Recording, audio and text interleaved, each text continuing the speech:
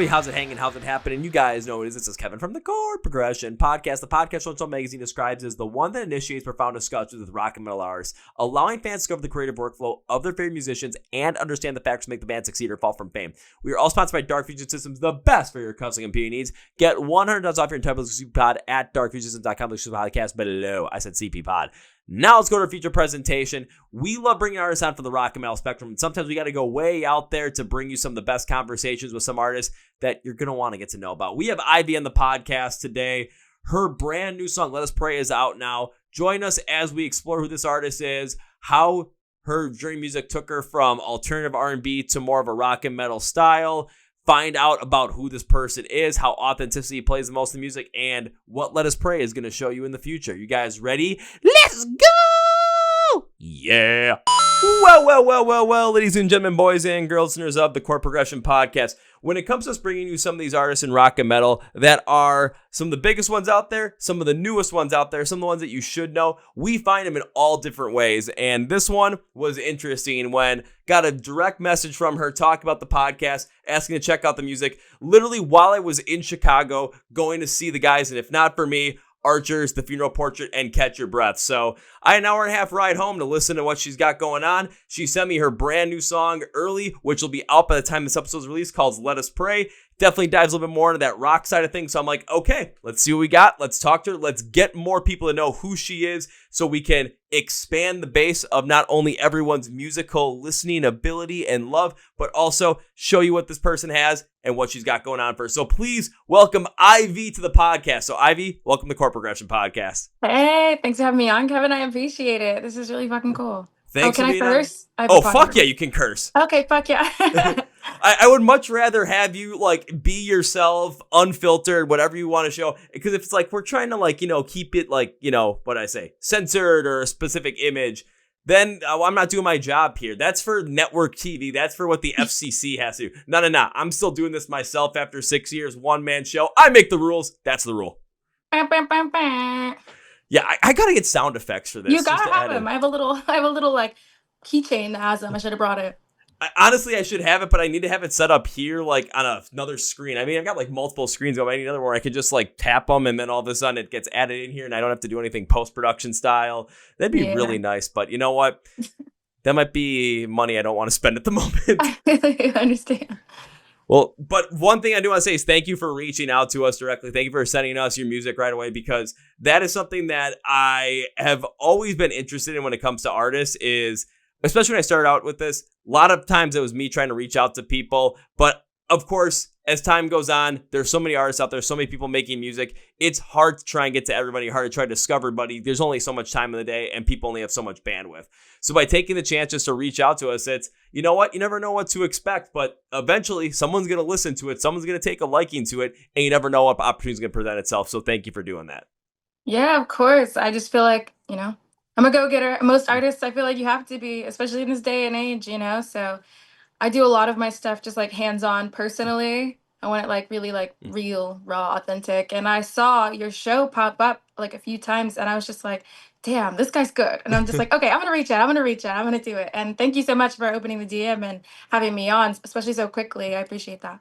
Oh, you're very welcome. It was interesting because I haven't had something like that really happen in a while. So I was opening up. All of a sudden, I'm like, oh, okay. Of course, I'm literally at a show trying to like figure out, like, listen to the band, see my friends play. I'm like, okay, I got to figure this out afterwards. Thankfully, we got long car ride home, about an hour and a half. We got this. We can enjoy this. But that's what artists have to do these days. You got to find a way to get yourself out there any way you can, but also in a creative manner as well, because you never know what's going to happen. Even if it's just reaching out via DMs, emailing people, just trying to find those opportunities. No opportunity is going to come to you if you're not doing anything. But if you're doing something, a door is going to open. And I got to thank, the fact that maybe the algorithms of the Instagram, people are sending the shorts that I made to you so you can check it out and be like, hey, I got to try this. And now here we are. Right. Algorithm is algorithming. Apparently, but it's less about, how you got here, but it's more about you as an artist and more about who you are. So I want to get to know who you are as an artist, as a person. I want to make sure everyone gets to know you. So first thing is, you're a musician, you're an artist. What inspired you to get to this point? And I want to hear that whole backstory. Like, I want origin story Iron Man 1 style so that Oh everyone's shit. like, we need more of this. We need to get into this person now. We need to get into her music, and we need to see how this is going to go from Iron Man 1 to Avengers Endgame. Okay, sick, sick. Um, I'll try to keep it in like one universe, right? But I'm thinking we'll start where I'm from, St. Louis, Missouri, and I don't know, I was born like this. I feel like I came out of the womb singing. I always knew I wanted to make music. There's been no other option for me that I've loved as much as what I do. Um, Mainly performing, but also I love writing. I'm not the best at playing really any instrument, but you know, as hobbies, I pick them up: guitar, piano, violin. I've done those things, and so just kind of in any aspect. That's always what I knew I wanted to do. And I was born and raised St. Louis and around the area, Chicago. I didn't live in Chicago, but I lived close to it, Peoria, a Okay. few hours away. Yes, but I mean, Chicago. That was like every school field trip. And I mean, shoot, like how deep are we getting? You can get as deep Music? as you want. It's your story, so I'm letting you roll with it. Okay. Well, I'm one of seven siblings. A lot of us are musically inclined, so we kind of just had that back and forth between each other, like always singing to musicals, coming up with our own songs. My brother had like a group and he had like a studio set up in his bedroom, just kind of in the closet with like the mattress on the door. So I'd get in there and try that out. A couple friends around like the city had like studios, so I would get in. Nothing serious, just I was pretty young at the time. And then, I mean, I moved 24 times in my life, so I've moved a lot. Yeah. But That's mainly St. Louis insane. is my that's where my family is. That's my hometown. Yeah, so I mean, I've been all over the place. So getting to, I guess, feel different like musical inspiration, meeting different artists all over, that's kind of like inspired me. Um, Also, my mother, she listens to mainly R&B and rap, like old boom bap and like like traditional R&B, and it's so funny. She's like this little 5'2" white woman, and that's what she just consumes. She's like a very like earthy hippie, also like Erica Badu. I love that. And then my father is into like rock and metal, and he's got his ears stretched and tattoos all over, and he dresses like Blade, you know? So it's like this crazy like clusterfuck that like created me, just like all the traveling and then my family. And um I long story short and then longer, I ended up moving to New York with like 500 bucks in my pocket because in the movies they're like, "Oh, if you can make it in New York, you can make it anywhere." And I was just like, "Okay, fuck it, we ball." Um yeah, I found like a random like shitty apartment up near like Harlem. I say shitty, but I absolutely loved it. But it like was a real New Yorker, you know. Um and from there, like I was just like, okay, I don't know anyone here. I'm just gonna figure it out. I mean, it took like everything in me just to get on the subway. I was like terrified. And eventually one day I did it and I saw someone looking at like a modeling portfolio. And I'm just like, oh hey, like you model? Like very obviously they do. And they were like, yeah, I do. Like, here's my number. And through that, I got into slight modeling, right? And I was just like, okay, this will lead somewhere. Not music, but I'm making it in the industry, I guess Hmm. through modeling. I know this is just like I need like a like dry erase board to like connect it for you. All right, should I pull this one off and erase everything I have on here, and we can just start like mapping it all out? Like, okay, here Amazing. we go. Yeah. So through modeling, I ended up being on this one music video shoot. Met an artist. He's amazing. God bless Safa God, because without him, like I definitely don't think I would have gotten to where I am now. I'm Hmm. so thankful for everyone that's had like a hand in, doing what I'm doing. He introduced me to Kid Super Studios. I don't know if you ever heard of them. They've got like a bunch of rappers, but then also they've got like a clothing line out in Brooklyn. It's crazy, this big like cluster of just artists. And their main artist was Russ. I don't know if you've heard of Russ. No, I'm a little bit more, especially in the rock and Yes. metal side of things. So I'm like all focused in there. So really outside of it, again, trying to explore a little bit more, but Hmm. it's still I'm so No, I focused in feel here. It's you. hard to get out of it. I feel you. I mean, I feel like that's why the story's so interesting is like Hmm. I started like heavily into R&B, like the stuff that my mom listens to, and I'm finally like I worked my way around to like the metal and the rock. Like that's where I always wanted to be and it was difficult. But anywho, so Russ is like a large artist in R&B, and I reached out to him as I did with you. You know, like I'm in those DMs. I'm working Instagram, so I reached out to him. He didn't reply, but I'm like, I'm not taking no for an answer. And I DM'd like his videographers, his photographers, his producers, anyone that would work with me because I liked the music. And I met his main video director. His name was Edgar Estevez. He had his own production team for like music videos, and through him, I met this other artist named Jordan Hollywood. He's out in Florida. He was signed with QC. He's a rapper. All of us got together and we're like, we're gonna build a dream team. And they're like, you should just move out of your apartment in New York and come crash on a couch in LA and we'll figure it out. And I'm like, fuck yeah. Okay, cool. Sounds good. So I just gave up all my shit. And I slept on a couch for like a year, and I was just in the studio every day, and they were showing me the ropes of like how to produce and how to record myself. So super grateful for that. And we just started dropping like this weird like alternative like rap R&B. Like I didn't want to go traditional R&B route because I don't feel like that's traditionally like who I am. Mm-hmm. um yeah, a lot of like guitar, live drums, heavy 808s, chopped and screwed, just weird stuff, more on the darker side. And through them I met Warner Records. They found my music and they were just like, fuck yeah, let's go. So I released an R&B project. That's what I did with them. Alternative R&B is what I called it. Then, after that project was done, it was amazing. It's called Get Rich or Cry Try. I told them I wanted to do rock music, and I'm just like, okay, like I made this rock album and I've been doing it like under everyone's noses, and it's really fucking good. I've got the drummer from like Lamb of God on it, I've got like connections with Slipknot, yeah, like so I'm just like, let's do this. Uh they were like, they weren't exactly in the Mm-hmm. same mode. They were like, how about pop star? And I was just like, let's go the opposite direction, like let's go the other way. So because of like creative differences, like I finished my album and I stayed independent for like a year and a half, and I've just been cultivating this sound. I mean, and it's loud and it's forward and the guitars and the drums, and it just feels so authentically me. And I've been doing like small shows here and there, just like testing it out, seeing how like everyone reacts to like the big change.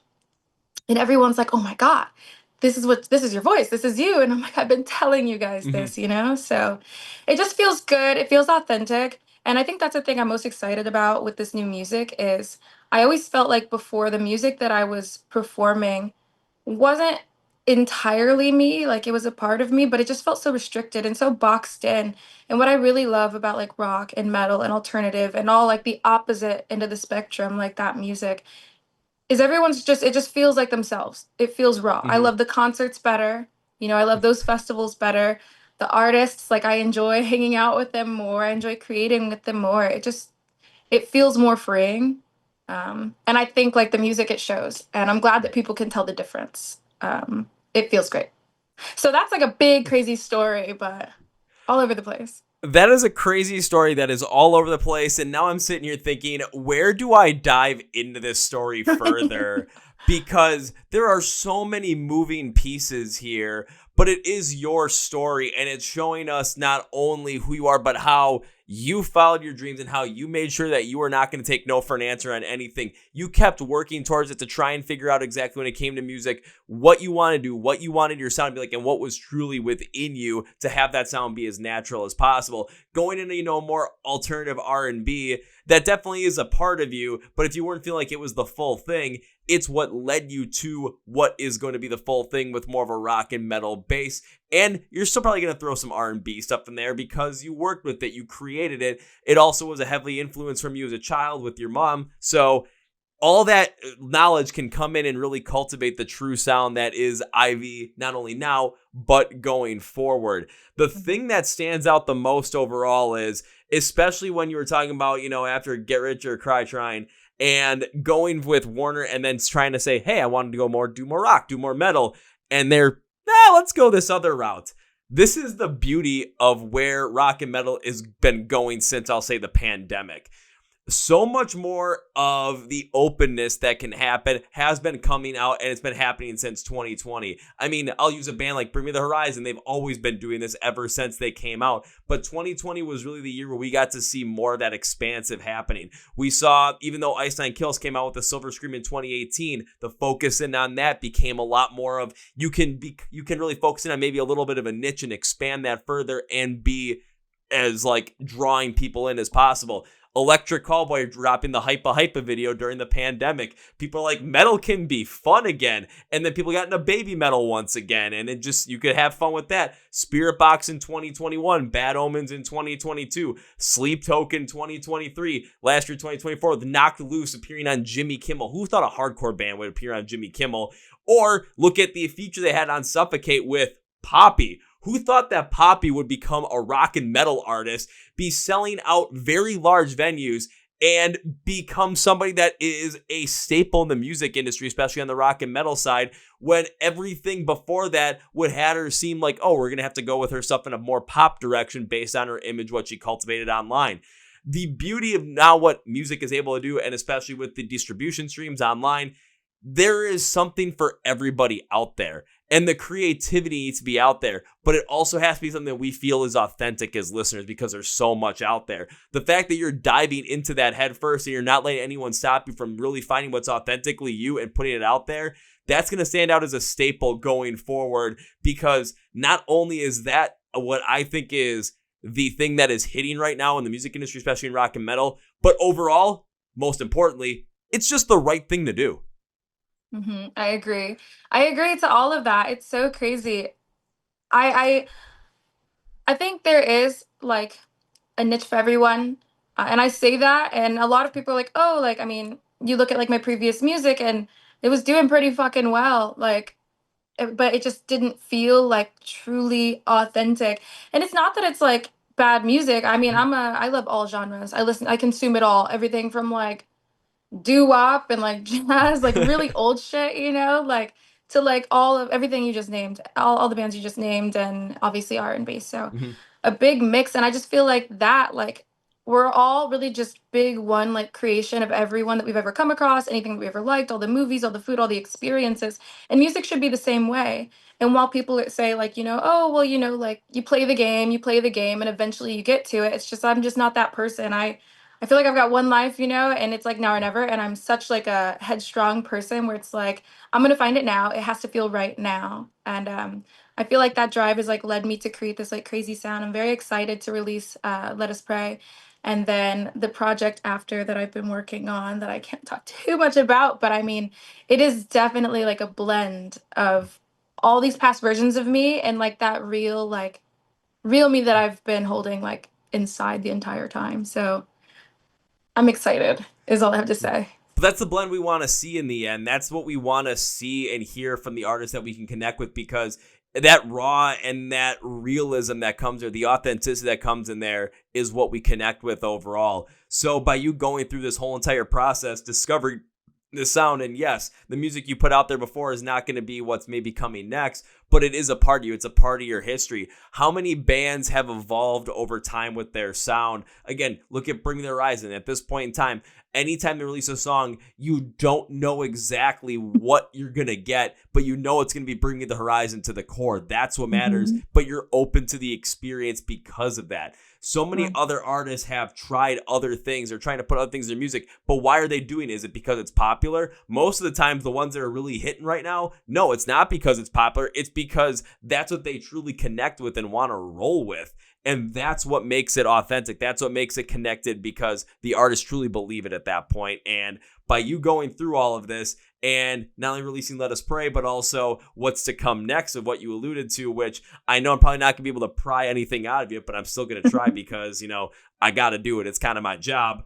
We're going to see more of that evolution of who you are as a person going forward. You said it perfectly, where we are an amalgamation of everything that we've come in contact with. There's a famous saying of like, you're a combination of the 5 people you're really closest with or you spend the most time with.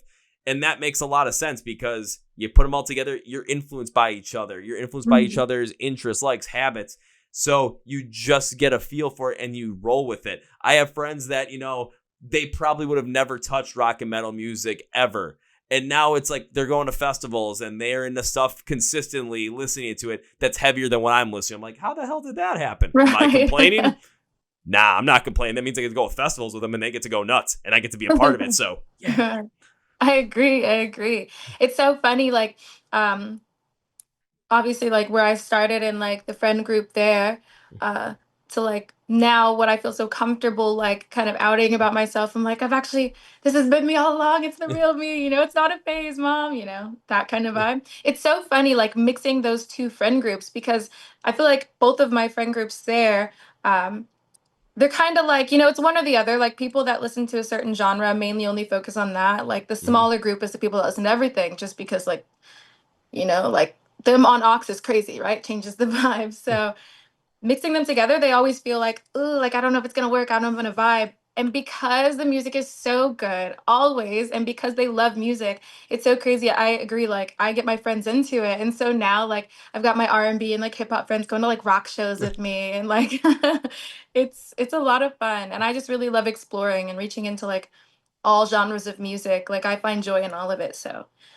that like I said, I can't talk too much about like the upcoming project, but you'll definitely see like influences in that and like this big like combination. It's great, but it is definitely rock and metal like influence. It is, yeah, it's heavy. Well, even just like you dropped a little bit around there when you talked about Slipknot, you mentioned Mark Morton, the drummer of Lamb of God, being connected to this. And I'm like, okay, how heavy is this going to go?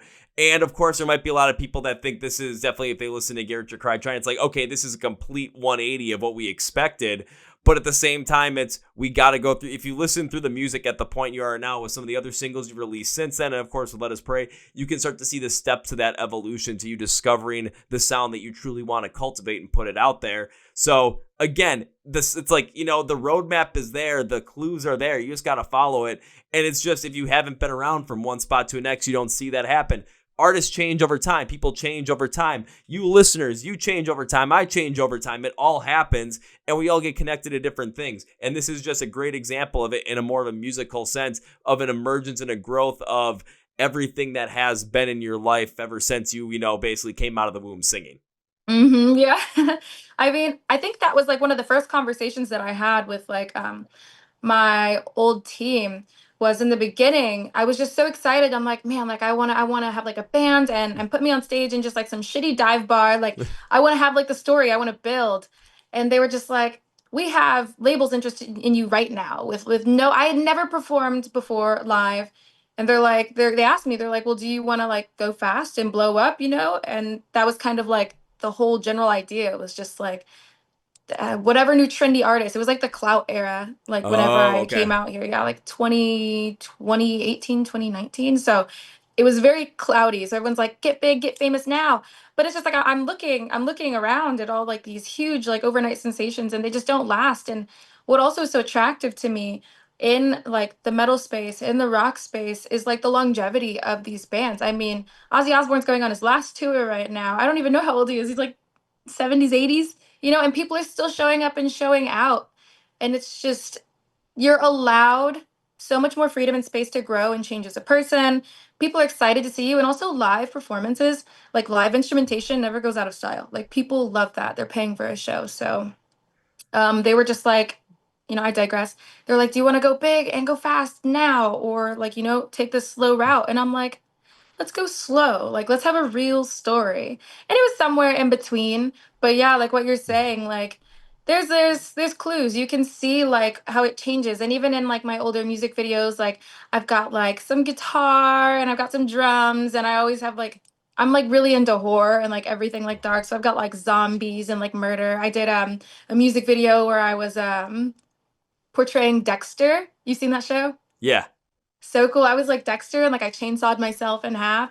And I just like I always wanted it to feel like slightly heavy and slightly like influenced by the things that I like, no matter what it was that I was performing. So yeah, it has slowly crept up on everyone and I think they're feeling the difference. That's why I'm really excited for this song. It's the I can't say that, sorry. It's coming Ah! out. Yeah, you almost got me. I almost did it. But it's great. It's wonderful. I can't wait. It's definitely darker. You can hear the R&B influence, but it's definitely leaning more towards like the rock, the metal side. Well, now that you're bringing up, more of the horror stuff, I'm going to be curious to keep watching what you do because I'm expecting to see you have some sort of collaboration or connection to bands like Motionless in White, Ice Nine Kills, newer bands like Dark Divine, maybe the Funeral Portrait as well, because of how much they put a lot of that aesthetic into their music. And especially if they're going to have people that are connected to it, it's going to be people that are heavily connected to that overall style. So it makes a lot of sense. What does stand out, though, is when you had the chance to, in the clout era, it's like, okay, we've got labels that to, blow up fast. You stuck to what you wanted to do because you knew that not only was that not the way you wanted to go about it, but the sound that was going to be cultivated off that was not the sound that was truly in you or truly what you fully wanted to make in the end.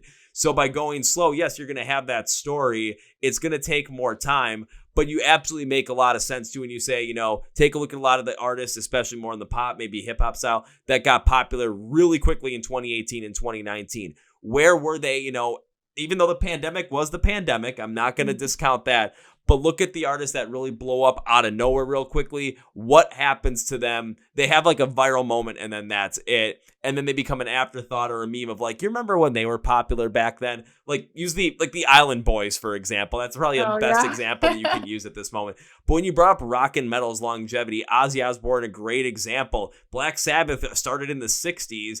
And yeah, even though Ozzy he's in his late 70s, I believe. I know his health is steadily declining, but his last show ever it was sold out in like 15 minutes in England, and it's a stadium show. And it's a stadium festival for Ozzy in a sense. You take a look at I'll use the Louder Than Life lineup in Kentucky this year. They have Slayer as the headliner for night one. Now, Slayer's been around for over 40 years at this point. They said they were calling it quits in 2019. They're back for a couple of shows, and they were supposed to play last year as a headliner, and that was the main draw for people to go. That day got rained out, and now they're coming back again. Day 2 is Avenged Sevenfold. Avenged Sevenfold's been around for 20-some years at this point. Day 3 is Deftones. Day 4 is Bring Me the Horizon. All these bands have been around for quite some time. If you look at the festival lineups consistently, other bands are consistently as headliners. I mean, Metallica's up there. They've got Linkin Park playing now for a number of these. Slipknot, they're always up there. And you think about it, I do have a feeling that, it's like we do need new headliners just so you always keep it fresh and to make sure that the genre doesn't get stale, like it's kind of in the 2010s. But you see the longevity. People still want to go out and see these bands because the music is so connective, the authenticity is so connective, and live instrumentation doesn't go out of style. That was the perfect way to describe it. Yeah, I agree. I definitely agree. Also, I'm going to that festival. I'm going. You are? I Yeah, dude. I wasn't like able to like afford to go to festivals whenever I was like younger. I didn't really know about like the existence of them. But since coming out to California, everyone's like, yeah, festivals, festivals. That's like a big thing out here. And I've done Coachella. I went to Coachella to go see Deftones actually, which is crazy. And that's why I went. And then I went to Dia de los Deftones, and that was also amazing. And that's like a festival. It's like not as big as Coachella, Yeah. but it's a festival. And then I did Incarceration as well. Oh, yeah. Yeah, I flew out to Ohio for that. And that shit was so fun. And it's just like you can tell like the vibe difference, like 10 out of 10. They're my favorite festivals, they're my favorite concerts. And getting that experience to go versus like the other shows that I've been to, I'm just like, oh, like I want to do this forever for sure. Like I always knew that, but like this is what I want. And even in performance, I did a smaller festival for like the LGBT. Mm-hmm. It's called Dyna Fest. They do it out here in California, I think like every year. It was really fucking cool. Just like I think it's a lesbian fest actually. So it was like all these like badass women out there. And I performed like a bunch of music, and my management at the time was just like, don't do any of your rock shit. I know you're gonna get up there and do your rock shit. Like, don't do it. And I'm like, I'm not. I totally did. Dude, I totally did. We were like planning for it. I got up there, and like people were vibing to the other stuff. Like it was cute, it was sultry, it was sexy. And I'm just like, all right, like I've got this whole crowd in front of me, and it's just like I eat off of that, right? Like energy wise, I want to feel the crowd like enjoying, like feeding back to me their Mm-hmm. energy. It's just kind of like this transfer of energy. It feels so electric. And I just started doing some of like the rock songs that I had, and everyone just like rushed to the stage, and everyone was dancing. They're throwing beach balls all over the place. It was like a pool party. I mean, I'm crawling on the ground. I'm like headbanging. It's amazing, and I'm just like, oh yeah, this is it. And that was like the final shot for me. I'm like, I'm done. Like this is I'm gonna do like what feels like real and authentic to me. And yeah, those festivals, I'm coming for them. Like that's next. Well, shout out to, all the crowd in Dynafest for getting into all that stuff as well and getting into your music and just vibing with it. Because again, live music, especially live instrumentation, doesn't go out of style. It is something that creates a visceral reaction with people in so much of a positive way where you can not know the music and you can absolutely fall in love with a band. That's how I fell in love with Ice Nine Kills. I didn't really listen to any of Same. their What the music. fuck? I went to go see them live and I was just like, this is it. Facts. Or even like other bands, like I got a huge banner for We Came as Romans in the back. Mhm. I saw them a couple of times and I just was like, I'm just not really into it. Saw them at Welcome to Rockville in 2022 in the rain. I'm just like, that's it. I'm in for this. So it all Right? flew off. And it makes so much sense too, because you're actually, when it's a live show, even a festival as well, and festival specifically, you're getting an instant reaction from people listening to your music, from experience your music. And at a festival, there's a chance that a lot of these people don't know your music to the same level, especially if you're not the headliner or one of the biggest bands on the bill. If you're an opener, if you're on a smaller stage and people are coming to check you out, they might not know your music. They might just be coming to check you out. That's your time to connect with them and grab them. And by you going and playing your rock stuff, absolutely was the right move, because you're seeing the connection you're able to make with people in a live setting, the connection your music is able to make with people when you play in more of a rock and metal style. And if that's what you want to do authentically, you've got all the credibility and all the confirmation right in front of you. So go and do that. And if your goal is going to be start playing some of these festivals, and you're going to some of these festivals, you're going to get to see exactly how the crowd reacts. You're going to even learn just from watching how people interact. Like you said, you went to Incarceration last year. You said you're going to Louder Than Life this year. You got perfect opportunities. I have a couple friends performing, I believe, at Louder Than Life. They're not like incredibly, they're not like the headliners, but I mean, who gives a fuck? Like they're playing an amazing festival, and I'm so excited to see them perform. And also, like they're excited. They feel the same way that I do. Where like it's such a large festival, it's such a big crowd. I mean, there's so many different bands, so it's just like you're reaching fans that are kind of like maybe not into like what you do. That you might be able to change their minds, like or you could be influenced. I mean, also it's like it feels like it's gonna be a rough crowd because of so many different like fan bases, but truthfully, like it feels like so much togetherness. Like it feels like we can hold hands and sing kumbaya. Like that's how I feel about it. Like I love it so much. But I make the music that feels good to me in the studio or at home. Like I write it. And if I'm feeling it so much, I'm just like, okay, I know there's people out there that are going to love this, right? Like that's how we connect. But festivals and concerts and shows, it's just like it's so different. Like you get to see what like really works. Like I love all of the music that I make. I'm kind of biased, but like you see like what connects the most with people, and then you can keep building from there if that's like what your goal is, and that's really what my goal is. So the things that like people feel the most, I'm just like, okay, let's lean more in this direction too. Like it's not about so much popularity as it is connection. So that's also like a benefit of festivals and performing at them. Oh, you're spot on there, and I do want to jump into your music, but I got to close out this festival thing because you said a couple of your friends are playing Louder Than Life. You're excited to see them. Well, let's give them a plug. So for everyone that's going to Louder Than Life, they can go and check them out, or make sure they give a shot to go and check them out. So who do you know that you're friends with that's playing that festival in September? Cami Keo, you should definitely go see her. She's amazing. She's really fucking sick. So she plays the drums like while she sings. She's like the lead singer. The band is amazing. So I'm excited, and like so her band. Those are my homies. Alrighty, well, I've been a Louder Than Life the last 3 years, and this is going to be my 4th straight year there. So Damn. I'll see you there. Yeah, it's gonna be great. You'll see me crowd surfing just through. I'm like, hey. Yeah, and the thing is you'll be crowd surfing through if you'll look in the mosh pit, just someone's going nuts, and you'll find like there's a dude in Milwaukee Brewers hat just going around, and all of a sudden you'll be waving, "Hey Kevin," I'll be like, hit somebody, "Hey Ivy, how's it going?" I agree. That shit's fire. It's so fun. Like I feel like crowd surfing is a rite of passage. You have to do it at least one time. I've done it a couple of times, but I found out that people like me more when I'm holding them up, because no one wants to crowd surf someone. I mean, I'm 6'1", I'm 180 some pounds. Like it's not as big as some people when they go up there, but it's a lot like, oh, we don't really want to put you up there, man. Let's not do that. So Uh, I'll, st- I'm at an advantage. I'll stick with either holding people up or staying out of it entirely and just hitting people for fun. That's more my style. Perfect, perfect. I was actually at the Deftones, the festival. I was wearing like these like really thick like heels because I'm so short, but they're not like high heel like stilettos. They're like clog, like thick bottoms. So I'm just like I'm sturdy. And it started raining, so it got fucking muddy. And I'm just like, we got to get in the pit. My fiance's like, you're in heels. And I'm like, it's fine. It's worth it. And it was so fun.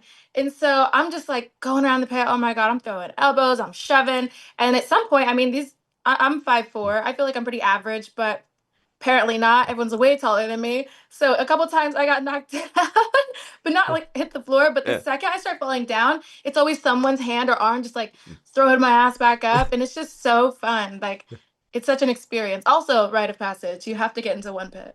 You have to get into one pit, or if it's like me, you have to get into every single pit Every possible. single pit. I don't know if I can do every pit. I'm pretty small and I've seen some like like a knocked loose pit. I don't know if I'd survive, but maybe on the outside. I'm definitely gonna be in that knock loose one. It's hardcore pits of me. I'm like, there's some I like, there's some I don't like, but if I'm really into the band, I will absolutely go ape crazy for it. Okay. And knock loose is one of those, so I'll be in for it. But enough about everybody else's music. Let Us Pray, your latest single, just released in March. So let's dive into it. Let's talk about it. When creating the song, creating the single, what was the idea behind it, and what was the inspiration overall, not only from a lyrical standpoint, but of course the construction of the whole entire song as well. Right. So I have like a bunch of really talented friends. They send me beats and like the fun ones, they send me, like the odd beats that I'm looking for. And I was just in the studio.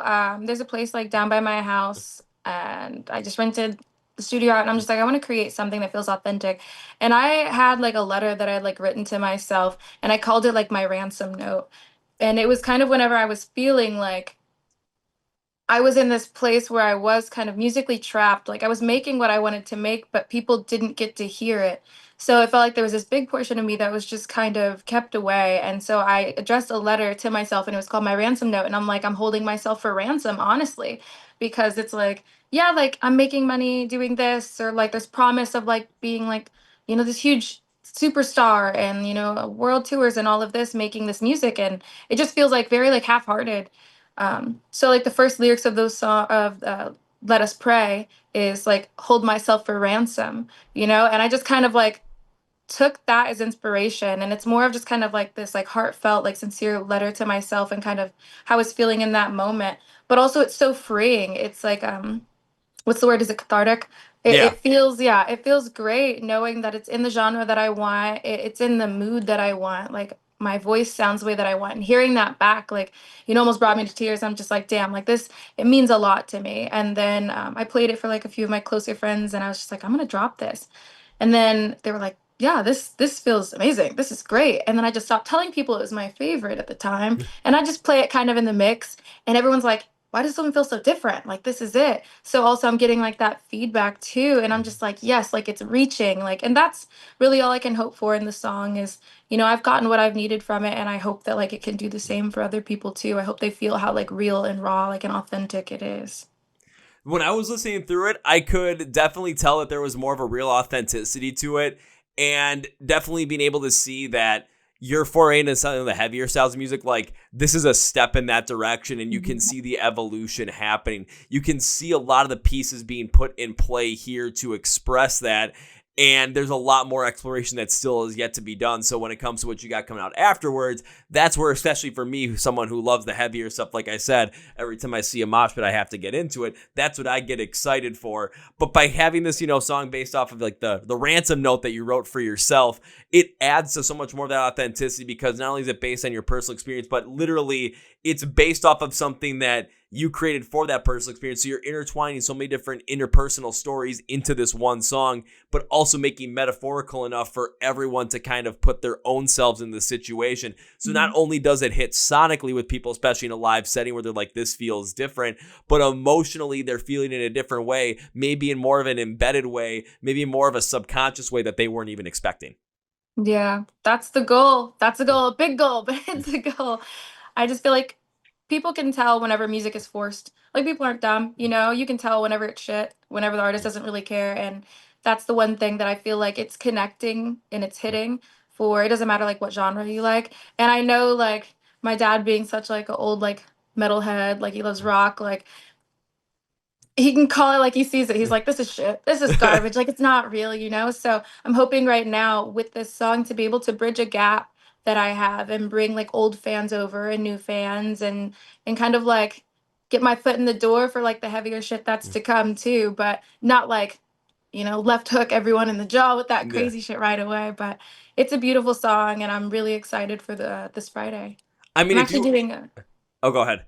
Oh, I said I'm doing a show actually the night before, the 13th, and I'm excited. I'm gonna play it live for everybody before it comes out, so they're gonna get it straight to the face. Well, I mean, when you said left hook straight to the face, I'm like, are we just gonna all of a sudden get like the next rendition of Counting Worms by Knock Loose coming out as your next single, and everyone's gonna Yeah, be that's throwing exactly off like it. crazy? I mean, I think it would be pretty awesome.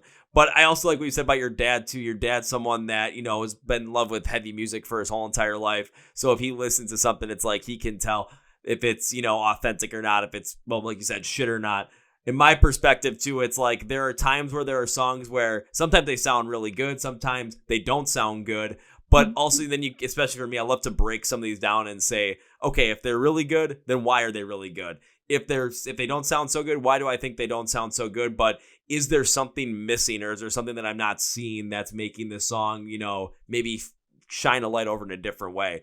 And that's the times where that third time is where you can see if like an artist is trying to do something brand new or they're trying to do something different and people are giving them shit for it because it's not in their normal style or what they expect from them.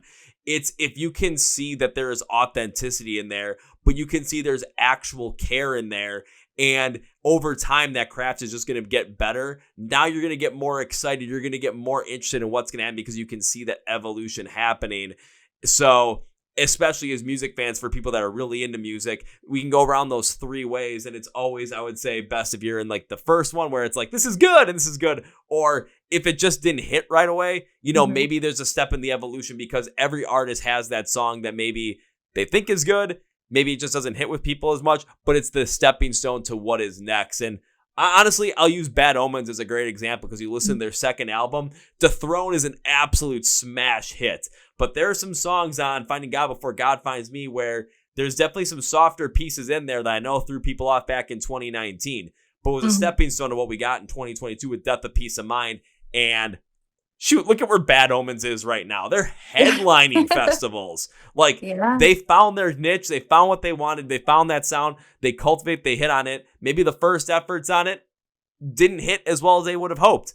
But it's what happened next and what they learned from. And I know you, especially when it comes to music, this song is going to hit. This song's something that people are really going to get into, especially when they listen to it live. But then there's a lot of people that are going to be wondering, okay, what's coming next? What's going to happen next? That's what I think the song does best for you, especially going forward, is it opens that door to so many other possibilities and have fans open to what's going to be next. Right. Shit, and I'm ready for him. So, you know, I'm excited for all of it. Definitely love that there's an evolution. Mm-hmm. I want people to be able to see, like, I love all the songs. I want them all to hit. We all want them to, like, be winners, right? But I think each one's a very important puzzle piece. And I'm excited for people to hear it. And I'm excited for people to critique it, you know? I feel like if I don't have any haters, you know, I'm not doing the best. Like people got to be a little curious. They got to be a little. I've had those bands or those artists that I've heard, and I'm like, I don't like it. And then I play it over and over because I'm like, why don't I like it? Like, what is it? And then by the fifth time I play it, I'm just like, oh, actually, I do like this. You Yeah. know, that's what it was. Like, I'm just not used to it. Something so different. I'm Kim Dracula. I played Kim Dracula like a bunch in the house. That "Make Me Famous" song that went super viral, and I'm like, I hate this. This is terrible. Like, I would never listen to this. And then I listen to it over and over, and now it's like in my rotation, and I love it. And I'm like, damn, it's really good. Like super talented, so different. You know, Mm-hmm. I can see where he's drawing from different people. And I hope, I hope with this song, not only do people feel it, but for those who maybe aren't into like the genre bending, they give it a chance and use it as a stepping stone, I guess, to like the next thing. You know, hear it, the authenticity. I hope they feel that. I don't know. I hope all the good things for my song that an artist would, but mostly I just hope people hear it. Like that's my goal, you know? Like I'm expressing myself, I'm putting myself out there. Like I hope it's heard. Well, I hope it's heard too. I hope people really take a chance to get into it. And I will say it's after the song, this is the thing that gets me most excited about what's to come in the future. And it's definitely is what I'm hoping for, and the ability that you can play off a contrast with not only what your vocal style does, but against heavier instrumentation. Because when you have a strong contrast between heavy instrumentation and the vocal style that you're able to produce, if it can have a point where both sides are going against each other just based off of pitch, overall sound, strength of sound, everything like that. But sometimes when they're mixed really well together, both sides amplify to the umpteenth degree. That's why when you have, especially in like a lot of metalcore bands, when you have the unclean verses and then the clean choruses, it's that contrast that can drive so much emotion and make both parts stand out equally as strong and be some of the hookiest stuff that you've ever heard in your entire life. As you continue on with this journey, like I'm very curious to see when you come out with even like more into the heavier side of things, how that contrast is going to play out, because in this brand new song, of course, Let Us Pray, I could see so many instances of that being able to pop up. And my curiosity came for, okay, why am I still interested in this? Is because I'm interested to see what's to come. I can see that stepping stone. I can see that evolution happening in the future. So that's what got me all jazzed up about it. And I wanted to be as honest as possible with that, because that's what I wrote down when I was listening to the song. I had to look over my other screen and I'm like, I'm going to go with what I said, be honest about it. And that's what I felt. I love that. No, I love honesty and I love hearing like feedback. Honestly, some artists don't, some artists do. I'm the artist that does. Like I want to know how it resonated with everyone, like who actually took the time to listen to it. So I appreciate that. I think the musical influences that maybe like you're speaking of that I can kind of like resonate with. I love, like I grew up listening to Evanescence. You know, I Mm-hmm. love Evanescence. She's got like this beautiful like classical voice on like such like hard music behind her, right? Or Flyleaf, Mm-hmm. like the OG Flyleaf. I grew up listening to that as well. And I think that's like a big influence, like with my voice, because it is like it is on like the softer side, like it's powerful, but like I guess like the pitch. So those women singing against those instruments, I feel like that's a place where it really like blended. So that's definitely a larger musical influence for me. I can tell you I'm trying to get into screaming as well.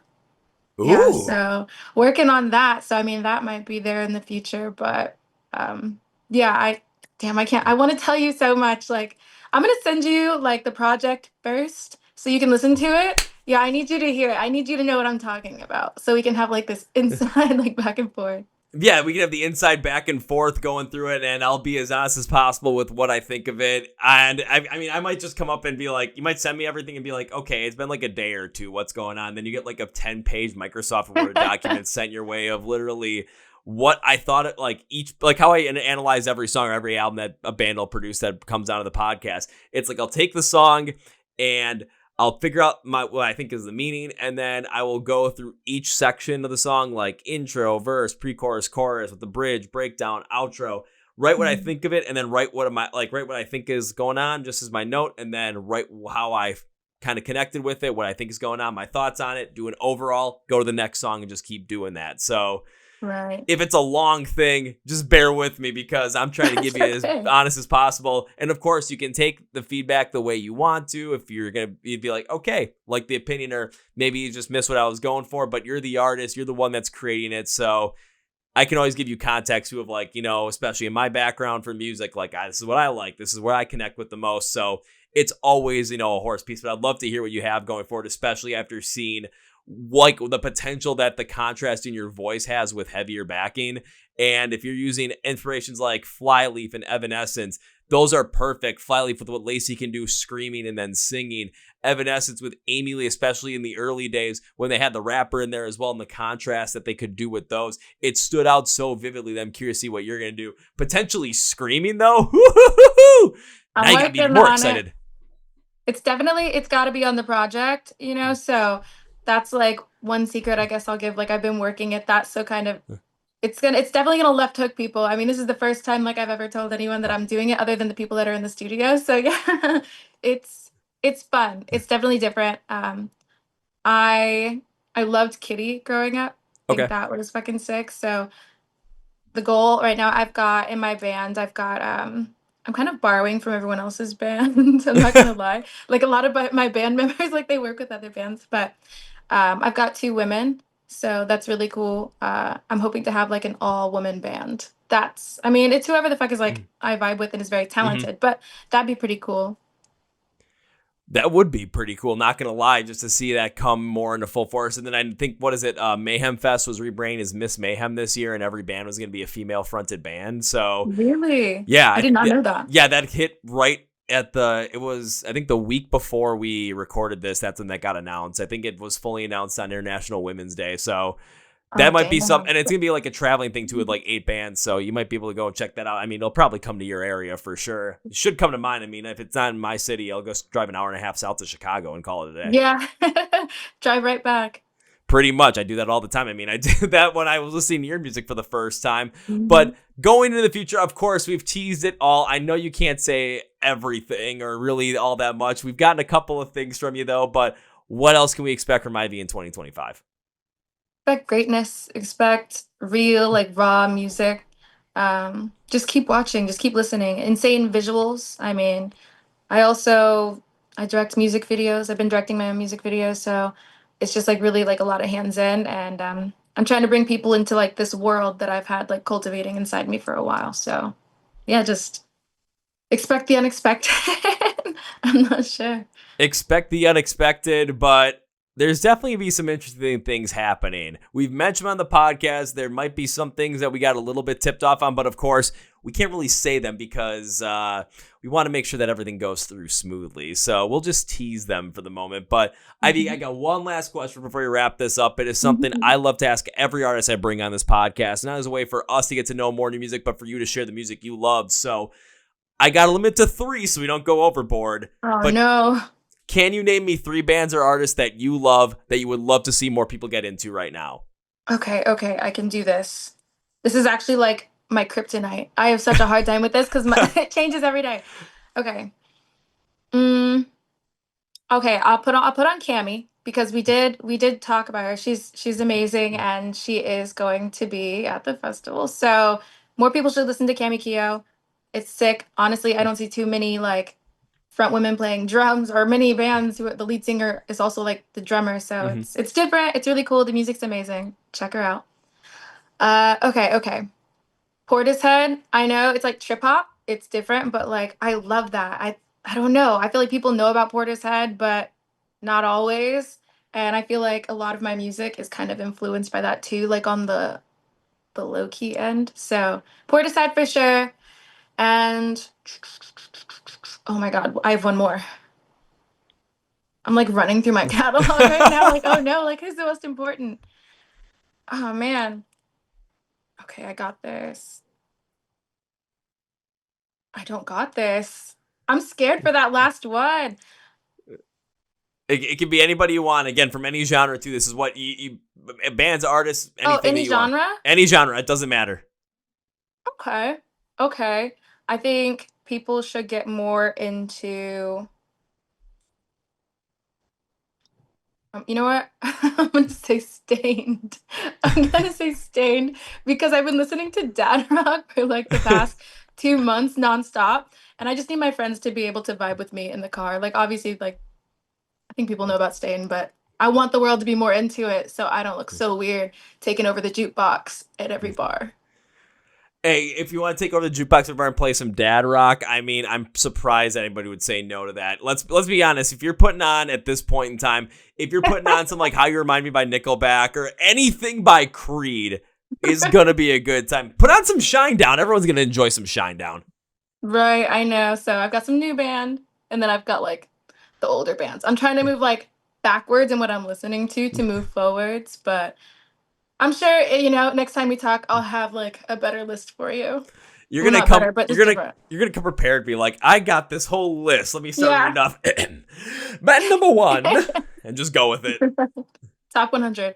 Perfect. Well, Ivy, I want to thank you for taking the time today to come on the Chord Progression Podcast. We're going to close this out by saying 3 things. First things first, when it comes to Ivy, when it comes to the brand new single, which will be out by the time you hear this, Let Us Pray, go to description of the podcast, see where it says Find Ivy Online. Links levels for everything going to be down there, where you can support her online, where you can go watch videos, where you can go check out her music, where you can go follow along with her, and of course, you can see live shows and get some merch. So all of it's going to be down there. I'm doing all the work for you. All you got to do is click on those links and go, and I got you covered. So become a fan today. That's the best way to do it. Now it's time for number 2, Ivy. Whenever a guest on the podcast, I enjoy the podcast, I tend to make a promise as a way to say, thank you for taking your time to be on the podcast, and I wish to continue to support you in the future. And I might have to amend this one a little bit because I think if I do, it gives us an early shot to actually make this promise, fulfilled. So typically, it is whenever I get to see you perform live for the first time, I will come and look for you. I will come and find you. I will come and say hi. But the real promise is, first round's on me. However, I'm not entirely sure that that's going to happen before September because we're both going to be at Louder Than Life. So first round's on me. Okay, gotcha. It's a deal. It's a deal. Shake on it. Do the good old, knuckle bump, whatever it is, just whatever it is. Well, yeah, there we go. Yeah. Okay, that's enough for me being awkward. Now it's time for number 3. As we're bringing this podcast conclusion, I cannot end this by saying goodbye. That is way too final. I love this conversation. We're going to keep tabs on you, and I would love to bring you back on in the future, talk about what you got coming up and how everything goes in the next year or so. So this cannot be goodbye, Ivy. This is, I'll see you later. See you later. Woo! Well, folks, the interview with Ivy, and now it is time for Kevin's final thought. I've enjoyed having conversations with artists that are not necessarily fully in on the rock and metal spectrum, but getting into it as well, that have had success in other areas as well. We recently had Sorry X on the podcast. IV is a perfect example of that.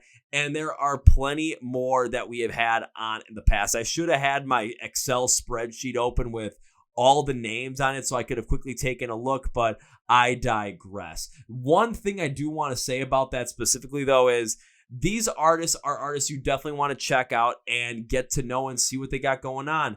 The reason behind that is because rock and metal has such an expansive overall reach. And so many people that might be in other genres. We've had guys like Doobie and Echo on the podcast before that may have had more of a different way in life in terms of what their sound was, but they always had some sort of connection to rock and metal in a way, and they want to put that in the music because it's authentically who they are at their core.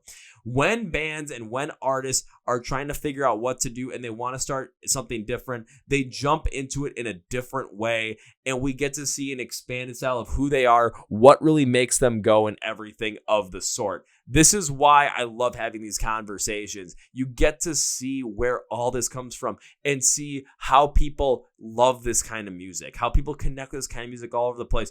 And just because they might not be into it the same way that you are, doesn't mean that it's not viable or not worth it. Like, this is totally worth it. I want to thank Ivy for coming to the podcast today. Go find her music. Go find all about her. The description of the podcast below has everything you need for her. So go check it out. Go become a fan. Please also subscribe to us to the Chord Progression Podcast right down here on YouTube. Hit the follow button or subscribe button on Spotify and Apple Podcasts. Hit the like button to push these episodes. Go to description as well where our social media platforms are, Facebook, Twitter, Instagram. Follow us on those. Enjoy. Thank you, Ivy. And that's going to be for me, everybody. Thank you for listening to the Chord Progression Podcast. My name is Kevin. And you guys know how I end every single one. That was a big, healthy, and hearty. See ya!